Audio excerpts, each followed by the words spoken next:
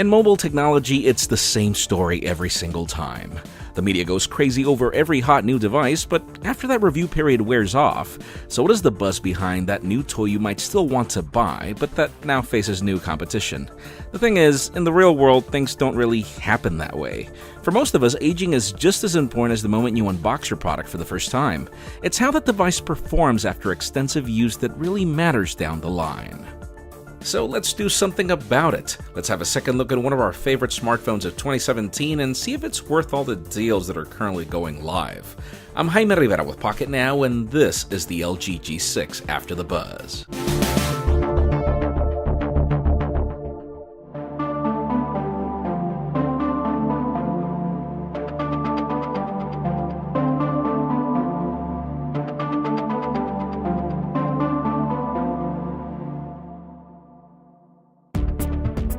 You know, I see the market reaction to the LG G6 and it really makes me sad. I find it so unfair that one of the best phones that I've ever used gets so little credit for all its innovation. Sure, like every product, this one is not perfect, but this device actually gets a ton of things right over time. The hardware has really aged gracefully.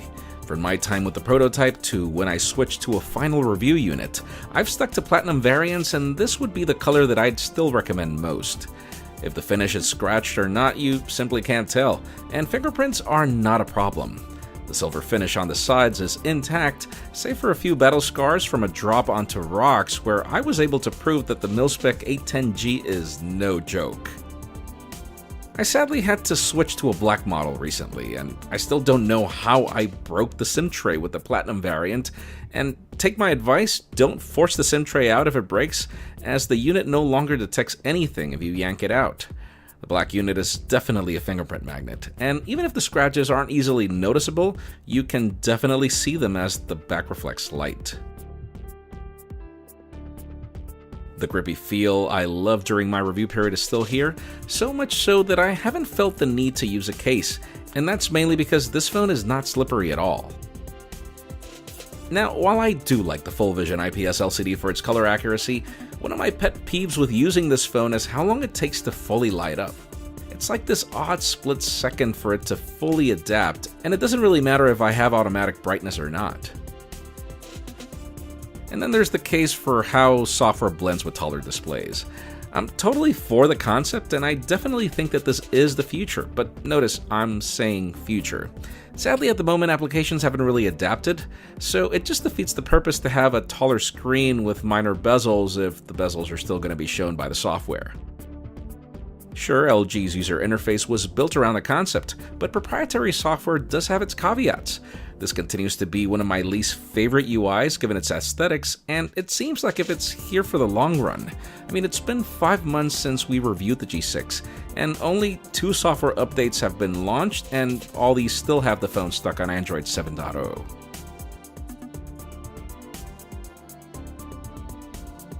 At the time of my review, my only complaints with the G6 were really solved with software updates, but, well, they're still not here. My battery life complaints would have all been solved with the optimizations of Android 7.1.2, and sadly, I'm still barely scratching a day of moderate to heavy use. Something sad considering that this phone has a larger battery than most competitors in its category. And then there's the problem of the whole selling point of a taller display, which was improved one-handed use. And the software just doesn't have any reachability options like we currently see with iPhones and Galaxies. Again, all things software could have improved. So if the hardware is so good and the software so hit or miss, you're probably asking just why I can't leave home without a G6. And the short answer is the camera. I'm gonna admit something, even if I'm reviewing another phone, I always carry a G6 in my backpack. And I mean always. Like seriously, never has a phone ridiculed the point-and-shoot camera more for me than the LG G6. And it's not just because of the quality of its photos, but because of the versatility of the secondary wide-angle lens. If you're in New York City, you simply can't tell the whole story without one. And if you're in places like the Vatican Museum, for example, go wide. Avoid the need to walk back and compose your shot. And then LG's post-processing handles detail and streaks better than I've ever seen on another smartphone. And even if colors are sometimes oversaturated, they don't really go overboard for my taste. Even in video, the secondary lens is just so convenient to avoid the natural crop that phone cameras bring. I've started vlogging more lately, and the G6 is definitely my phone of choice. Again, all because of its versatility. If anything, I'll complain about the selfie camera because it does tend to be washed out and terrible in low light, but I have to admit that the wide-angle option still makes this phone compelling to use, even for selfies.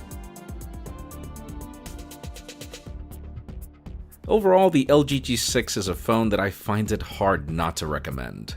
Its hardware is great and ages very well, and its camera should seriously become an industry standard. At a time when most competitors are fumbling with zoom lenses that I honestly don't find at all convenient, I feel wide-angle is the way to go. I just wish LG would do a better job with its software. 5 months after its release, better software is all that stands between this phone and my personal picks for perfection. Would I still recommend the LG G6 after the buzz, even with its minor shortcomings? Absolutely. And now that you can find some crazy discounts for it all over, there is definitely no better time to buy. But hey, while you head to the store to try one, make sure you follow us on social media and subscribe to our channel as well for more videos like this one. You can also follow me on Twitter, Jaime_Rivera, on Instagram at Jaime Rivera.